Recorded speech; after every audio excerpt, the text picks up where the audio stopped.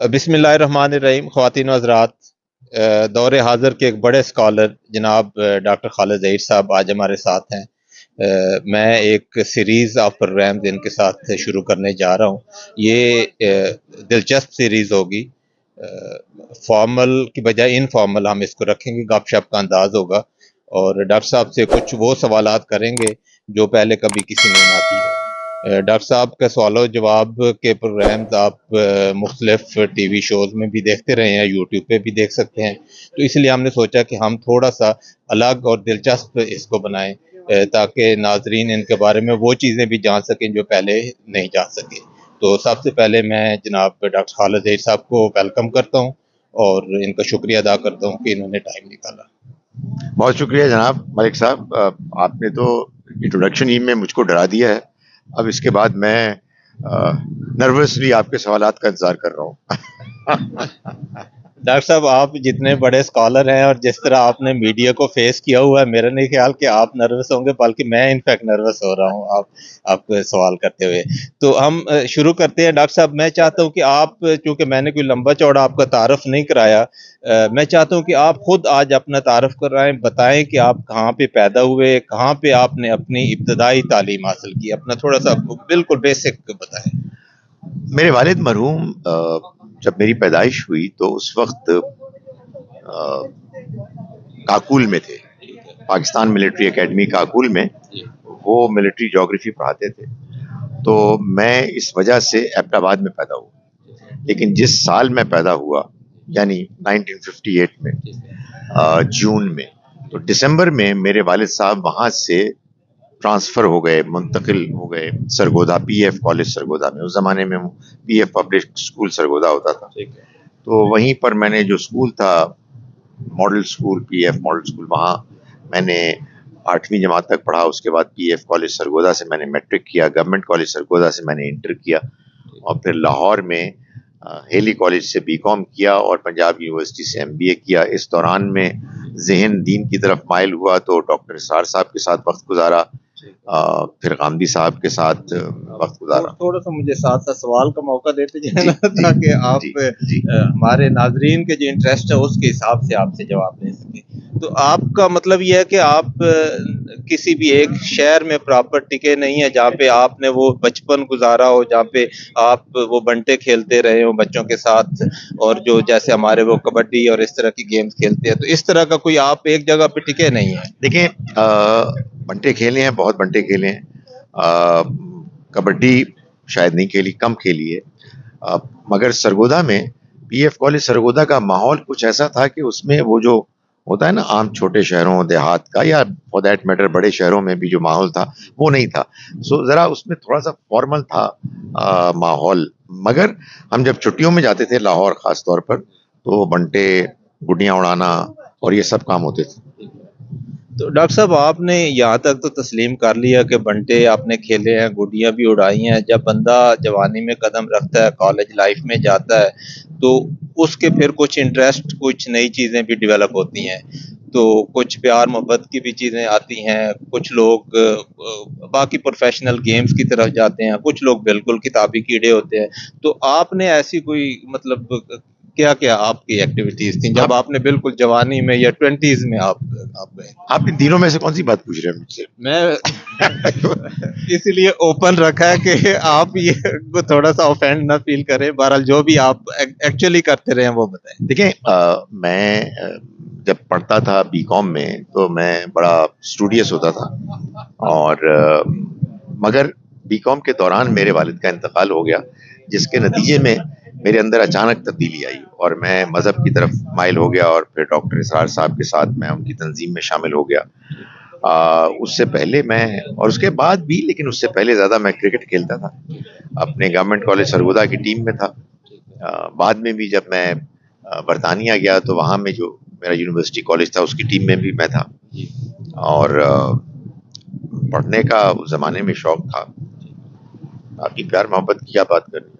یعنی آپ اس کو ڈینائی کر رہے ہیں؟ نہیں ڈینائی بالکل نہیں کر رہا. مطلب ڈینائی کروں گا تو میں جھوٹ بولوں گا. جھوٹ بولنے کی تو اجازت ہی نہیں ہے. کچھ شرما رہا ہوں, کچھ چھپا رہا ہوں. حق بنتا ہے آپ کا. بالکل آپ کا حق بنتا ہے شرمانا بھی اور چھپانا بھی.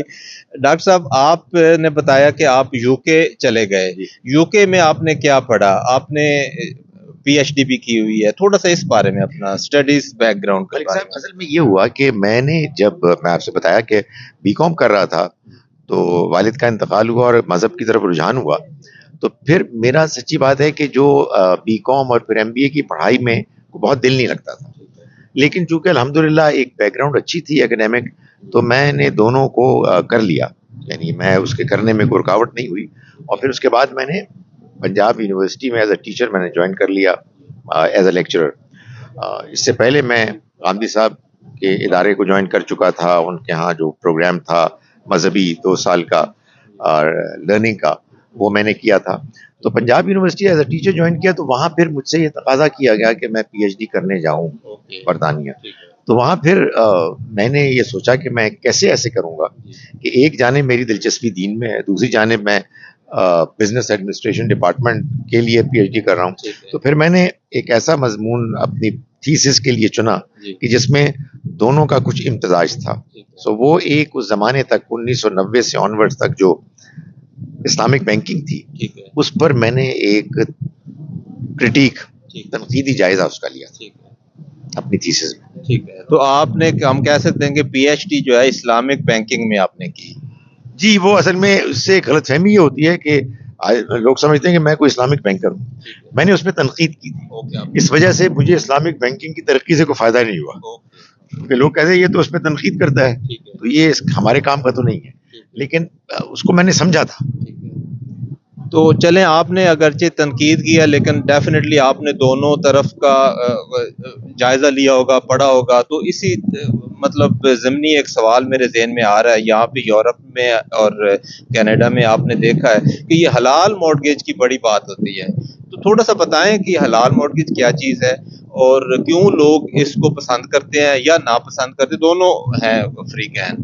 تو اس پہ تھوڑی سی روشنی ڈالیں اور پیغام کی شکل میں ایک لوگوں کو بتائیں کہ ان کو کیا کرنا چاہیے. آپ سیریس موضوعات کی طرف آپ آ رہے ہیں. یہ چونکہ آپ کی پی ایچ ڈی کے اس کے ریلیٹڈ تھا تو میں نے تھوڑا سا کہا کہ یہ بھی ساتھ. دیکھیے, میرے نزدیک حلال اور حرام مارٹگیج کوئی نہیں ہے. مارٹگیج سارے ٹھیک ہیں. اس کی وجہ یہ ہے کہ مارٹگیج اصل میں کوئی ربا سود ہے ہی نہیں. یہ غلط فہمی اس لیے پیدا ہوئی ہے کہ وہ لوگ کہ جو مارٹگیج آفر کرتے ہیں وہ جو کچھ چارج کرتے ہیں وہ اس کو انٹرسٹ کہتے ہیں. یہ ان کے اصطلاح کا ایک غلط استعمال ہے. اصل میں مارٹگیج ایگریمنٹ جو ہے وہ ہائر پرچیز ایگریمنٹ ہے. یعنی ایک کرایہ دیتے ہیں آپ اور ایک اصل قیمت کی طرف کچھ ادائیگی کرتے ہیں. تو ہائر پرچیز جو ہے اس میں کوئی ناجائز ہونے کی وجہ ہی نہیں ہے. آپ مکان خریدتے ہیں, اگر آپ کا مکان $10 لاکھ کا تھا تو آپ کے پاس $10 لاکھ نہیں ہے, آپ $50,000 دیتے ہیں. آپ کو بینک اس کے لیے ایک اماؤنٹ دیتا ہے جو قرض پہ ہوتا ہے اور وہ کہتا ہے کہ آپ مکان خریدیں.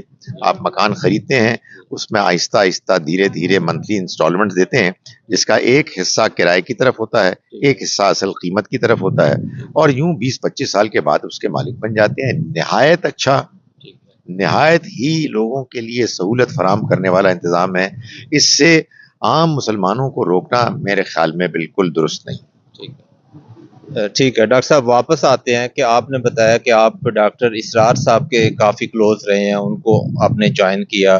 یہ سننے میں آیا تھا کہ آپ ڈاکٹر اسرار صاحب کے واقعی بہت کلوز جو رفیقین ہوتے ہیں ان میں تھے, کچن کیبنٹ کہہ لیں ان میں آپ تھے. تو ایک دن ڈاکٹر صاحب نے اپنے دوستوں کی ذمہ داری لگائی کہ وہ جو پھٹکے ہوئے علماء ہیں ان کے پاس بھی لوگوں کو بھیجا جائے اور ان کو بھی رائے راست پہ لایا جائے. اور آپ کا سننے میں آیا تھا کہ آپ کی ذمہ داری لگی تھی کہ آپ غامدی صاحب کو سیدھے راستے پہ لے کے اور آپ ان کے پاس تشریف لے کے گئے اور پھر سنا کہ پھر واپس نہیں آئے. تو یہ کیا سٹوری ہے, تھوڑا سا اس پہ. نہیں, یہ سٹوری شاید کسی اور کی ہے, میری سٹوری یہ نہیں ہے. میری سٹوری یہ ہے کہ میں ڈاکٹر اسرار صاحب کے ساتھ تھا اور میں وہ بڑی محبت فرماتے تھے اور اس میں کوئی شک نہیں ہے کہ مجھے انہوں نے بہت موقع فراہم کیے کہ میں فور فرنٹ پہ آؤں ان کے ساتھ. غامدی صاحب سے میری ملاقات ہوئی اور ملاقات میں نے کسی موقع پر یہ محسوس کیا, جلدی محسوس کر لیا کہ غامدی صاحب بہت بڑے عالم, ان کی بات میں بہت وزن ہے. اور اس وقت میرا یہ نہیں فیصلہ میں نے کیا کہ میں ڈاکٹر اسرار صاحب کو چھوڑ دوں. میرا فیصلہ یہ تھا کہ ڈاکٹر اسرار صاحب اور غامدی صاحب ایک ساتھ مل کر کام کریں, اور اس کے لیے میں نے غامدی صاحب کو یوں سمجھیے کہ آمادہ کیا, اور یہ ان کی بڑی مہربانی تھی کہ وہ ڈاکٹر صاحب سے بڑی محبت کرتے تھے, اور انہوں نے مجھے یہ کہا کہ تم ڈاکٹر اسرار صاحب کو اگر اس بات پر تیار کر لو کہ وہ جو ان کے نظم میں مجلس شورا میں جو ویٹو کرنے کا ان کا اختیار ہے وہ اگر واپس لے لیں, اس کو میں دین کے خلاف سمجھتا ہوں, قرآن کے خلاف سمجھتا ہوں, تو میں شامل ہو جاؤں. اچھا, وہ میں نے بات کی تو وہ پھر ڈاکٹر اسرار صاحب اس پر آمادہ نہیں ہوئے. اس وقت بھی میں نے نہیں چھوڑا, لیکن پھر وہ آہستہ آہستہ ہوتا ہے نا کہ آدمی ذرا ایک دل نہیں مطمئن رہتا, تو پھر مجھے میں نکل گیا. ٹھیک ہے. تو آپ نے پھر یہ منتخب کیا کہ آپ ڈاکٹر اسرار صاحب کے بجائے غامدی صاحب کے ساتھ چلنا آپ نے پسند کیا؟ وہ جو دین بتاتے تھے وہ دین سمجھ میں آتا تھا. غامدی صاحب اگرچہ کہ ڈاکٹر اسرار صاحب بھی سوالوں کے جواب دیتے تھے, لیکن جیسا کہ میں نے گزارش کی, میں نے یہ محسوس کیا کہ غامدی صاحب کی دین کی انڈرسٹینڈنگ بہت گہری ہے اور وہ براہ راست ہے. عربی میں ان کی مہارت بہت اچھی ہے, اور آپ جب ان سے بات کرتے ہیں تو وہ جواب دیتے ہیں, بات سمجھاتے ہیں. اختلاف میں بھی وہ کوئی پریشان نہیں ہوتے, کوئی ناراض نہیں ہوتے. تو اس لیے میں نے زیادہ کمفرٹیبل محسوس کیا اپنے آپ کو کہ میں غامدی صاحب کے شاگرد کی حیثیت سے زندگی گزاروں. ٹھیک ہے. تو اس کا مطلب ہے کہ صرف آپ نے کمفرٹیبل تو نہیں فیل کیا ہوگا, باقاعدہ ان کی سوچ ان کا جو نیریٹو تھا مذہب کا, اس کو آپ نے پسند کیا, وہ آپ کے زیادہ آپ کے دل کے قریب لگا, تو تبھی آپ نے چلنے کا فیصلہ کیا. جی, اور یوں سمجھیے کہ دیکھیں غامدی صاحب جب میں ان سے ملا تھا 1980 میں, تب ان کے خیالات 100% یہ نہیں تھے جو ہمیں. تو آپ یوں سمجھیے کہ ان 44 سال میں جو انہوں نے ایک سفر کیا ہے, جرنی ہے ان کا, اس میں ایک نچلے درجے کی حیثیت سے ہی, لیکن میں اس میں شامل رہا ہوں. تو وہ ان کے اندر ایک بڑی خوبی ہے کہ وہ کبھی اپنی کسی رائے پر اصرار نہیں کرتے, ضد نہیں کرتے. اگر ان کو بات سمجھ میں آ جائے کہ ان کی بات پہلے جو وہ بیان کی ہے یا لکھی ہے وہ کمزور ہے, تو وہ اس کو اس کی جگہ پر دوسری بات کو ماننے قبول کرنے میں کوئی تعامل, کوئی رکاوٹ محسوس نہیں کرتے.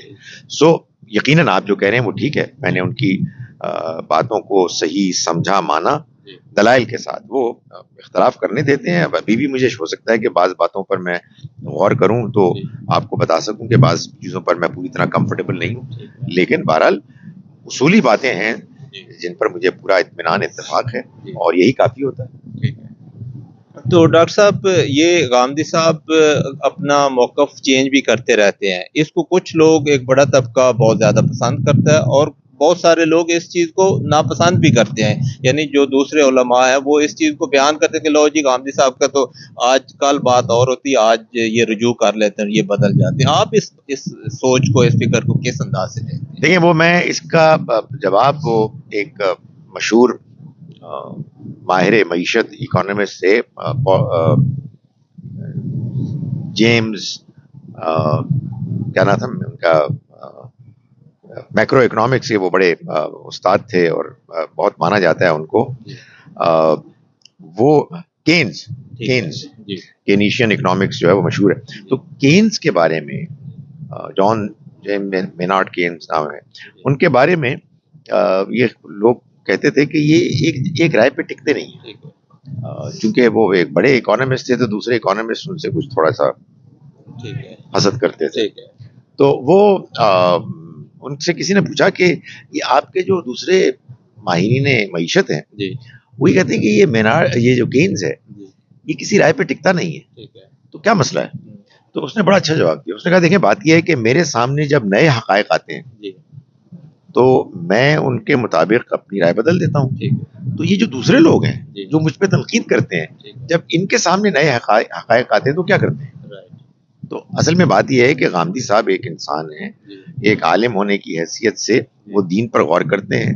وہ دین میں اگر کوئی نئی دریافت سامنے آ جائے, کسی آیت کا مفہوم سمجھ میں آ جائے, کوئی حدیث سامنے آ جائے, تو وہ اس کے مطابق اپنی رائے کو بدل دیتے ہیں، وہ ضد نہیں کرتے.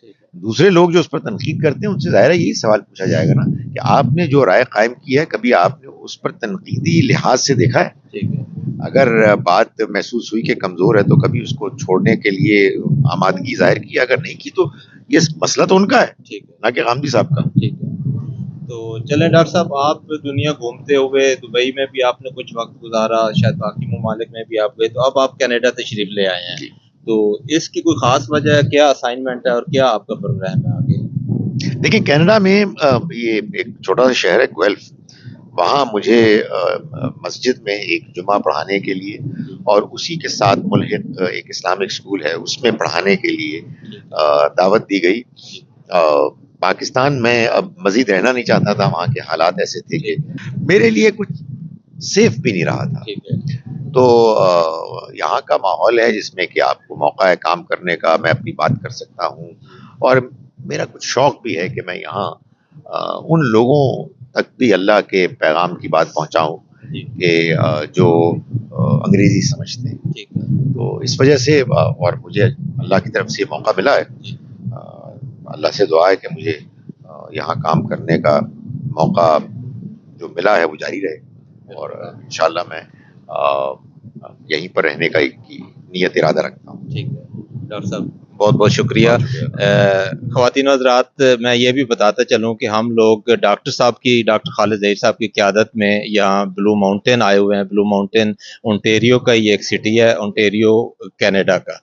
تو یہاں پہ بھی ہمارا فن اور لرن کے حساب سے کے عنوان سے یہ ایک ٹرپ تھا جس میں ہم ان سے سیکھتے بھی ہیں. یہ ہمیں عربی سکھاتے ہیں، ہمیں باقی لیکچرز دیتے ہیں، دین سکھاتے ہیں، پلس ہم یہ آپ دیکھ رہے ہیں کہ یہ ایک ٹورسٹ اسپاٹ ہے تو ہم یہاں گھومنے پھرنے بھی آئے ہوئے ہیں. تو آج ہم باہر آئے ہوئے تھے تو موقع غنیمت جانتے ہوئے میں نے پہلے ہی پروگرام کی ریکارڈنگ ان کے ساتھ کی ہے، اور انشاءاللہ جیسے میں نے بتایا کہ ان کے ساتھ پورا ایک سیریز کرنے کا پروگرام ہے، تو آپ آگے بھی ان کے پروگرامز دیکھیں گے ان کے ساتھ. اور اس دوران اگر آپ کے کچھ سوالات ہوں، کوئی فیڈ بیک ہوں تو ضرور ہمیں بھیجیں، ہم ڈاکٹر صاحب کے سامنے رکھیں گے، اور اس طرح یہ سلسلہ چلتا رہے گا. تو خواتین حضرات ہمیں اجازت دیں، اللہ حافظ.